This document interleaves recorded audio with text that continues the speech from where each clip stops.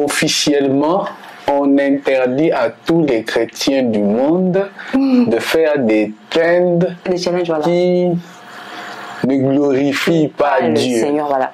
Déjà, ça, c'est un grand Parce que je vois aujourd'hui des chrétiens qui, malheureusement, font des trends sur TikTok qui exposent.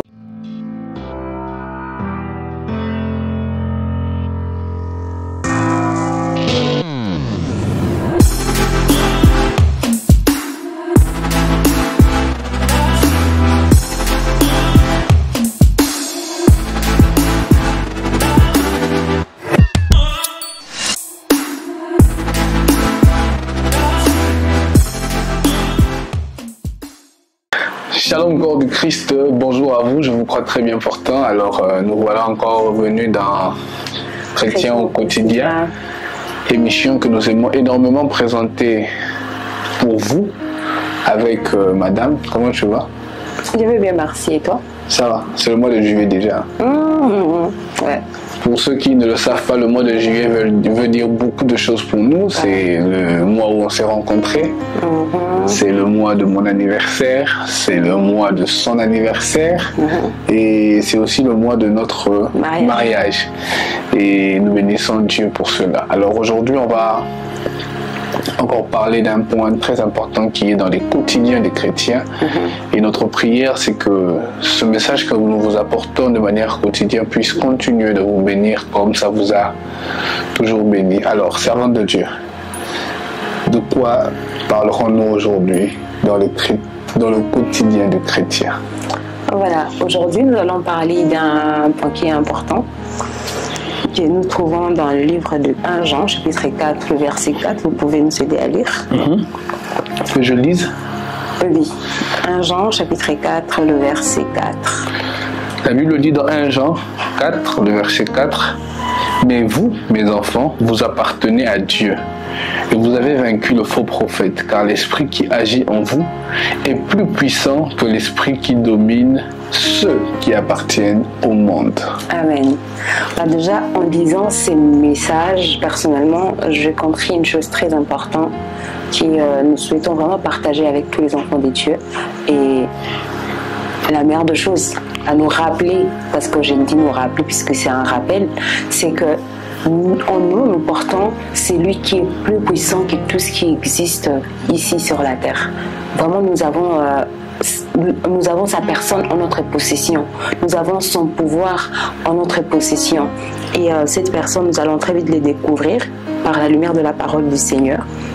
Et déjà personnellement, quand j'ai lu ces messages, j'étais personnellement touchée, personnellement bénie de voir que la Bible revient déjà pour nous rappeler que nous sommes les enfants devant Dieu. Nous sommes les enfants dans la présence de Dieu. Nous sommes les enfants devant Dieu. C'est tout ce qui est important et tout ce qui est capital.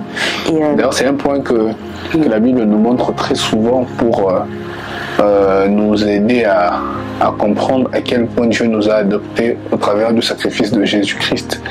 Parce que vous savez que la Bible précise mes enfants, mes petits-enfants. Voilà. C'est pour vous faire comprendre que vous êtes maintenant d'une lignée nouvelle. Voilà. Vous n'êtes pas enfant que de votre père, de votre mère, mais vous êtes maintenant enfant d'un Dieu créateur de toutes choses. Voilà. Et généralement, quand il le fait, c'est pour créer une mentalité en nous, pour nous expliquer que, puisque vous êtes mes enfants, donc puisque vous avez reçu en vous celui qui a reçu tout pouvoir, vous maintenant, vous recevez la capacité de dominer. Voilà. Parce que, je ne te coupe pas, je ne t'arrache pas la parole, parce que quand j'ai lu ce texte, je me suis dit, mes petits enfants, vous appartenez à Dieu, vous avez vaincu le faux prophète. Quelqu'un peut se demander, mais comment avons-nous vaincu un faux prophète? Corps du Christ, apprenez ceci. Le faux prophète n'est pas ce prédicateur que tu connais qui vit dans le péché. Le faux prophète, ce n'est pas ce prophète peut-être que tu connais, que tu as rencontré dans l'impudicité, ou qui une fois a dit une hérésie. Mais le faux prophète est un élément principal. Étant conscient, j'aimerais même ajouter, opérant pour le diable contre le salut des enfants de Dieu. Voilà. Le faux prophète est un instrument. Pas seulement, il se peut que le diable utilise un chrétien pour détruire. Mais le faux prophète dont parle la Bible généralement, c'est un élément envoyé par le diable, qui impacte avec le diable, afin de pouvoir détruire le peuple de Dieu. C'est pour ça que la Bible précise, vous avez déjà vaincu le faux prophète, car l'esprit qui agit en vous est plus puissant que l'esprit qui domine ce qui appartient au monde.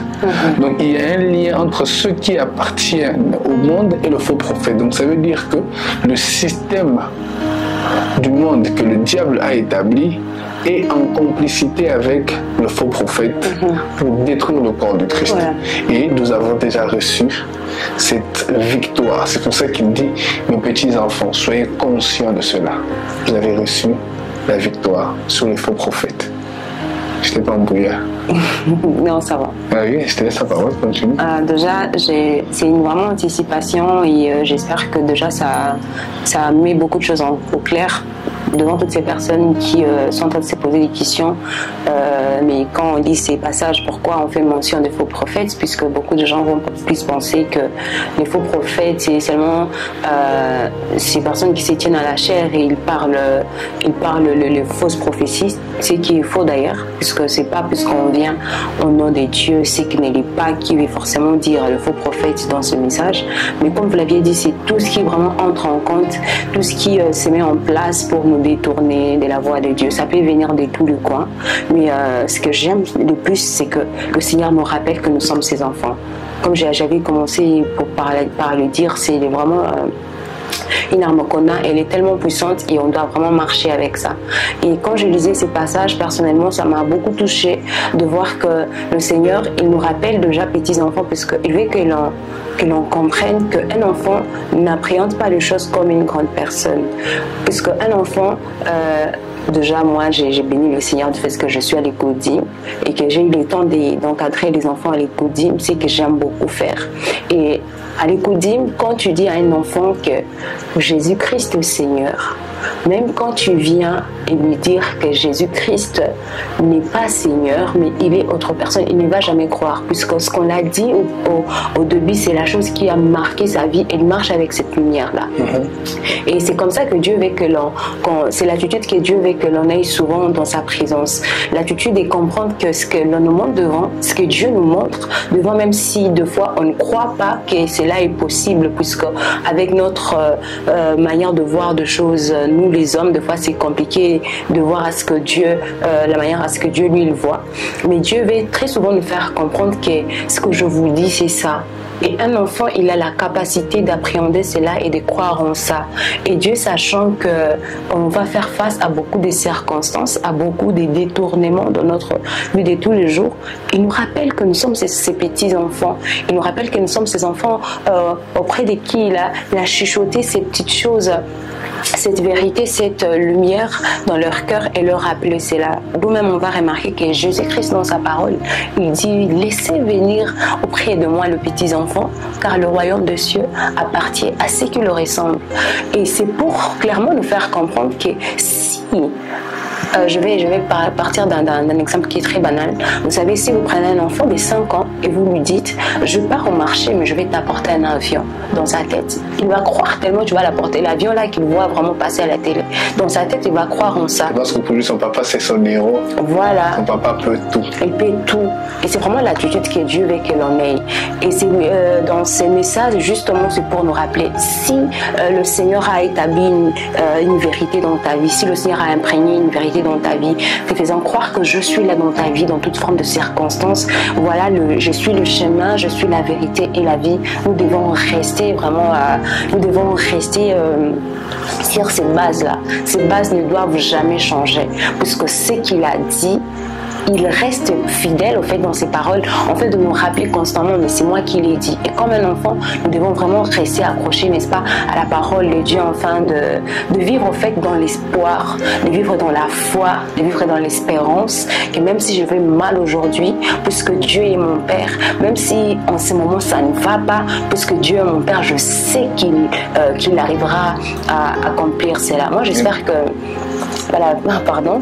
Moi, j'espère que c'est vraiment une vérité que des fois on oublie que dans la présence des dieux, on doit demeurer enfant pour comprendre aussi et croire à certaines choses que Dieu dispose devant nous. Voilà. Ok, donc si je comprends bien, selon ta façon de voir ce texte, tu appréhendes cette parole comme étant une phrase que Dieu a sortie de sa propre bouche, parce qu'il est vrai que c'est l'apôtre qui dit mes enfants, mais ce que tu veux que l'on voie derrière ça, c'est ce Dieu qui autrement nous appelle aussi ses enfants à voir les choses autrement. Donc que nous, les enfants de Dieu, puissions comprendre que nous avons vaincu le monde. Voilà, oui. Donc peu importe qui se présente devant nous, nous sommes victorieux. C'est comme un enfant quand on le présente, si son père lui a appris qu'une arme pouvait tirer sans tuer, l'enfant n'aura pas peur de l'arme parce qu'il sait que l'arme ne tirera pas. Car papa avait dit que l'arme ne peut pas tirer. Voilà. Et j'exhorte quelqu'un à comprendre ceci. Si Dieu avait dit que l'ennemi ne t'atteindra pas, sache qu'il ne pourra pas t'atteindre. Voilà. Si Dieu avait dit que le diable ne peut plus dominer sur toi, sache qu'il ne pourra plus dominer sur toi parce que papa avait parlé. Voilà. Que Dieu te bénisse abondamment. Et le deuxième point qu'on va développer, que moi j'aimerais un peu guider, c'est beaucoup plus lié au phénomène qui nous fait comprendre maintenant que nous avons vaincu l'esprit qui se retrouve dans le monde. Parce que servant de Dieu, j'ai remarqué une chose, c'est que aujourd'hui, l'esprit qui guide le monde commence à contrôler les chrétiens. Voilà. Et vous savez, l'esprit qui guide le monde n'est pas toujours un esprit seulement lié à des démons, mais c'est aussi lié à un style de vie. Le style de vie d'un chrétien n'est pas semblable au style de vie d'un païen. Oui. Un païen ne peut s'adapter qu'aux choses du monde, alors que le chrétien ne peut pas s'adapter aux choses du monde. Si cette chose à laquelle il faut s'adapter nous détruit, automatiquement, nous devons quitter de cela parce que nous ne pouvons pas accepter de subir ce que le monde veut nous faire subir. Voilà. Tu sais, j'ai suivi une image dernièrement, c'était une tête qui utilisait le téléphone et la tête pensait s'enrichir en faisant le Congo-ça. Et derrière, il y avait comme un tuyau qui est en train de sortir tout ce qu'il y avait au niveau du cerveau. Et j'ai compris que, derrière les réseaux sociaux, beaucoup perdent dans la tête aujourd'hui. Et j'ai compris que ceux qui se laissent aussi emporter par ça ont accepté de subir ce que ceux qui l'ont créé voulaient. Voilà. Parce que quand ils créaient toutes ces choses, quand ils créaient TikTok, ils avaient une pensée derrière. Ils savaient que ça allait rabaisser en termes d'intelligence. Voilà. Ils savaient que ça allait ramener à des futilités. Ils savaient que ça allait nous déconcentrer de ce qui est primordial. Et c'était ce que l'esprit qui est lié aux païens avait comploté. Et bizarrement, cela s'implique aujourd'hui dans la vie et des chrétiens et des païens. Voilà. Et que dis-tu de ça? Tu penses que nous sommes censés vraiment accepter de nous laisser emporter par le système du monde? Parce que nous sommes différents d'après la Bible. Nous avons vaincu l'esprit qui se cache derrière le monde. Et est-ce que nous pouvons accepter de nous laisser emporter par ce que cet esprit que nous avons vaincu nous propose? Moi, j'espère non. Puisque déjà, l'image que tu as dit, personnellement, je ne l'ai pas vue. Mais de toute façon, c'est moi la manière de dire ça. Moi, je me rends compte qu'au-delà même de prendre tout ce qu'on a, ça même, je vais dire, neutraliser au fait nos valeurs chrétiennes. Puisqu'on ne doit pas oublier que la Bible nous demande de veiller au fait, puisque le diable, il rôde tout autour de nous. Et dans ce que tu viens de dire, je comprends que même dans ce qu'on a, dans ce qu'on possède, des fois on peut penser que je suis là sur les réseaux sociaux, je fais ce qui est déjà bon pour moi. Mais le diable, sachant que même si tu es du bon côté, il va vouloir toujours passer par un point pour te détourner. Donc personnellement, je dirais non. Cela ne doit en aucun cas nous enlever nos valeurs chrétiennes. Mais par contre, ça doit nous aider, nous chrétiens, de trouver la part de choses dans ça. Et puis, comme la Bible dit toujours, que tout est utile, mais tout n'édifie pas. Voilà. On dit... je pense que ça dit... Tout est bon, mais tout n'est pas utile. Voilà. Attends, non. Tout m'est permis, mais tout n'est pas utile. Tout m'est permis, mais tout n'est pas utile. Oui, oui, ok. Justement. Ah, des fois, la Bible, ça fouille. Hein. Ah oui, justement, c'est une nuance. En fait, c'est pour dire que tu peux avoir le droit de faire tout ce que tu veux, mais il faut savoir faire la part de choses. Parce que quand on parle des réseaux sociaux, on va avoir beaucoup de gens qui sont bénis par les réseaux sociaux. On va avoir beaucoup de gens qui sont bénis par ce que le monde nous présente. Mais ça revient à nous, enfants des dieux, de faire la part de choses. Tu peux beau avoir ces genres de choses, mais c'est quoi l'utilité que toi, vraiment, tu veux faire avec? Donc, c'est là où ça revient à chaque personne de revenir sur ces bases. Quand j'ai dit le base, c'est vraiment la base chrétienne, parce qu'on a tous les mêmes bases. Que tu sois en Europe, que tu sois en Afrique, tu ne vas pas dire que comme toi, tu es chrétien en Europe, il y a des choses que tu te permets de faire parce que tu es en Europe. On partage les mêmes valeurs. On partage les mêmes valeurs. Les valeurs chrétiennes sont, on dit quoi déjà, sont générales. Il y a un mot qui est approprié au fait. Les valeurs chrétiennes sont universelles. Voilà, sont universelles. Ça ne dépend pas d'une ville à une autre. Non, non, non. On est chrétien, on a de bases chrétiennes. Et c'est pas plus que. Non, non, non, non. Donc, quand tu es en Europe, tu es chrétien, fais-en bon usage. Et donc, officiellement, on interdit à tous les chrétiens du monde de faire des trends qui ne glorifient pas Dieu. Le Seigneur, voilà. Là, ça, c'est un grand Parce que je vois aujourd'hui des chrétiens qui, malheureusement, font des trends sur TikTok qui exposent leur corps. Parce que la trend avait demandé d'exposer le corps. Voilà. Si tu es un chrétien, tu n'as pas le droit de faire cela. Parce que tu ne peux pas perdre tes valeurs chrétiennes à cause de ce que le monde t'a présenté. Justement. Tu es une personne qui a reçu la victoire derrière l'esprit qui se cache dans le monde, et tu ne vas pas subir cela au nom de Jésus.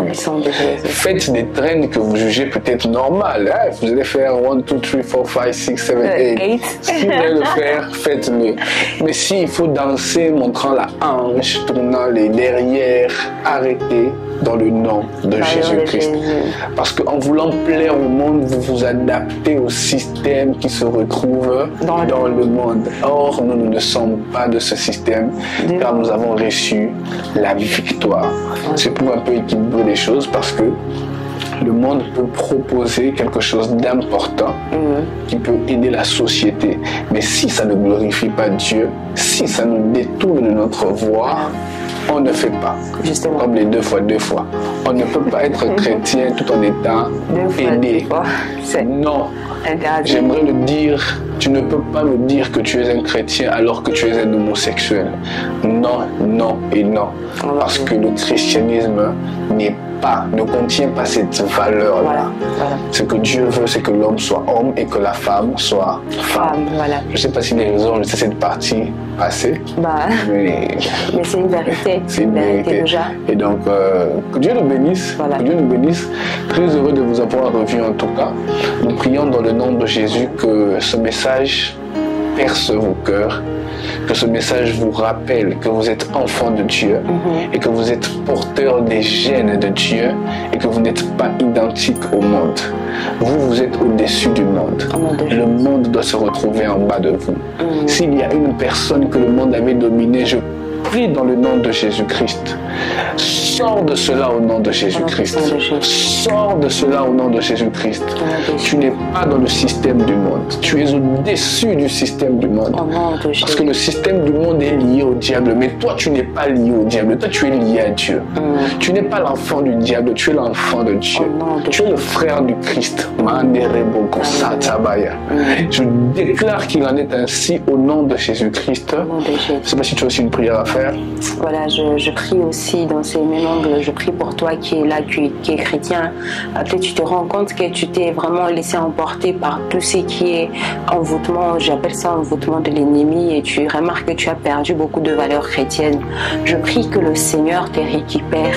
Je prie que le Seigneur ramène en toi tout ce qui est bonne valeur à tes yeux, afin que tu saches pas faire la part de choses. Je prie que le Seigneur te donne la grâce et le courage d'accepter que tu n'es pas sur la bonne voie. Je prie que le Seigneur t'éclaire, qu'il éclaire ton cœur, afin de d'être conscient de ta personne, d'être conscient de là où tu es. Car très souvent, c'est ce qui nous dérange, mais je prie que le Seigneur t'aide à comprendre personnellement pour que tu sois victorieux, puisque tu témoignes de ces dieux qui va visiter ta vie et te sortir de tout ce qui est détournement de l'ennemi. Au nom puissant de Jésus, j'ai ainsi prié. Amen. Amen. Voilà. Que Dieu vous bénisse. Voilà. C'était un message qui était lié à votre autorité face au monde, face à l'Antichrist, face aux faux prophètes. Et nous pensons vous revoir très bientôt. Et nous en profitons aussi pour le dire. Bientôt, nous aurons un studio qui va recevoir plus d'espace pour plus d'œuvres.